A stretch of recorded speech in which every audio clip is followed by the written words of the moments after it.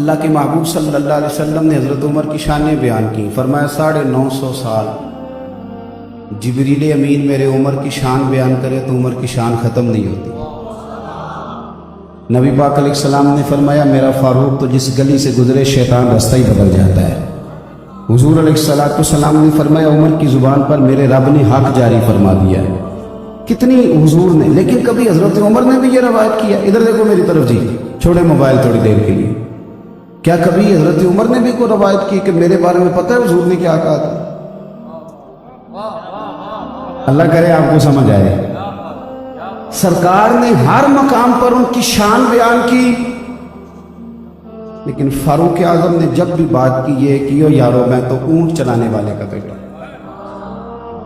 ایک خشک تنا کھڑا تھا، حضرت عمر جا رہے تھے حج کرنے، لوگ ساتھ تھے، خشک تنا.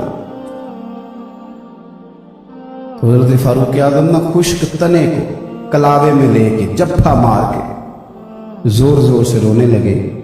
ساتھ لوگوں نے کہا عجیب دیوانے آدمی ہو، یہاں کو رونے کی وجہ سمجھ نہیں آئی. فرمانے لگے تمہیں نہیں نہ پتا وجہ کا؟ مجھے تو پتا ہے، یہ وہ جگہ ہے جہاں میں اونٹ چرایا کرتا. 10 اونٹ مجھ سے سنبھالے نہیں جاتے تھے، میرے والد مجھے ڈنڈوں سے مارتے تھے.